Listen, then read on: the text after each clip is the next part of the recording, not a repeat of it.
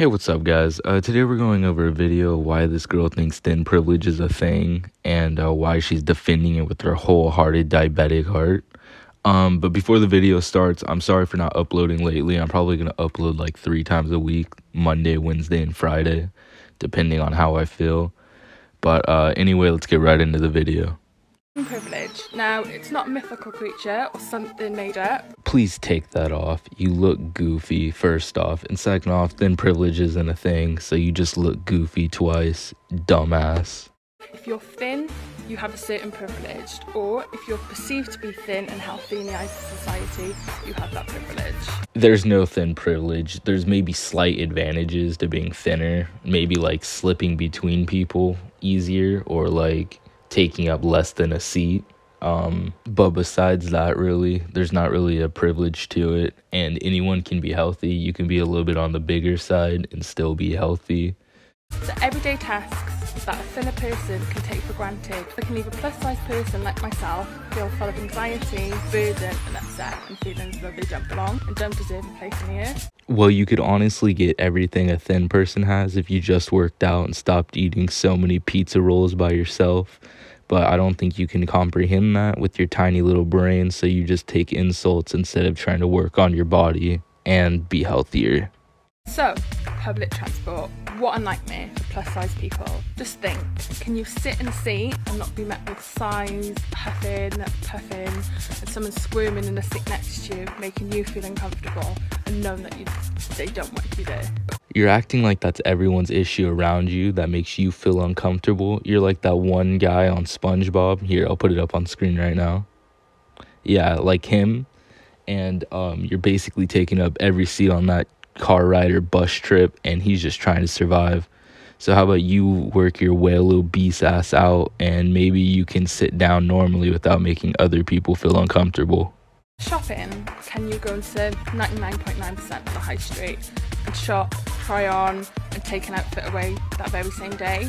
I don't shop on the high street and not actually been able to go and enjoy the experience of shopping. Actually, you can buy plus-sized outfits in every store. I mean, I think the largest they go is extra large.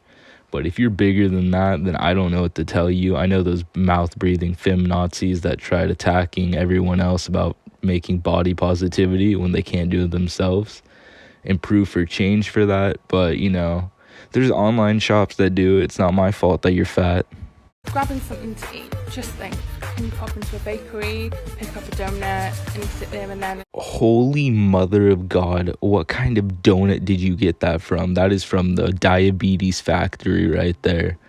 And you wonder why you're getting stares and people, or why you can't enjoy food. Look what the hell you're eating in public. You're eating on the street. Like, you go in your car and eat it and no one would judge you. But you decide to eat that massive donut that you know everyone's going to make fun of you for right there. Enjoy it and not feel that you've been met with stares or comments. I know I just said that people make fun of her because she's eating that massive donut by herself in the middle of the street.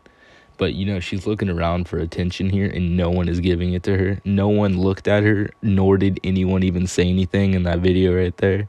So that just proves her point wrong completely. You know, get fact-checked, fat bitch.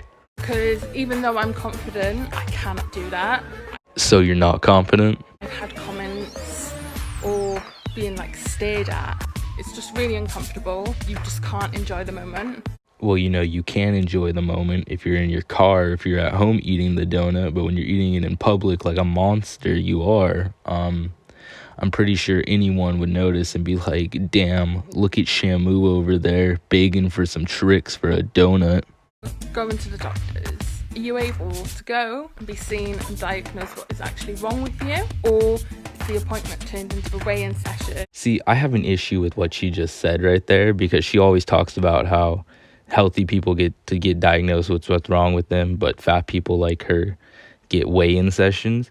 That is what's wrong with you. If you're having a hard time breathing, or if your legs start hurting randomly, it's because you're overweight. It's because you're 400 pounds and you can't sustain life because you're carrying a goddamn whale on you. So, I mean, the doctor does have a point here. And how you can improve your diet and lose weight, and you're walking away with no prescription. She's just a brain dead moron, isn't she? At this point, we might as well just get rid of her and send her somewhere else.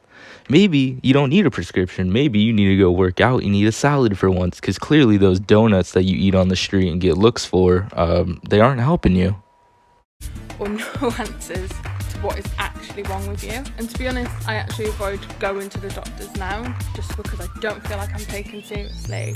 Oh yes, instead of going to the doctors like a real person to deal with your real issues of your obesity, you're just going to avoid them altogether because they hurt your feelings and you think that they're not doing their job, even though all they're trying to do is help you get healthy again so you can live another 30 years.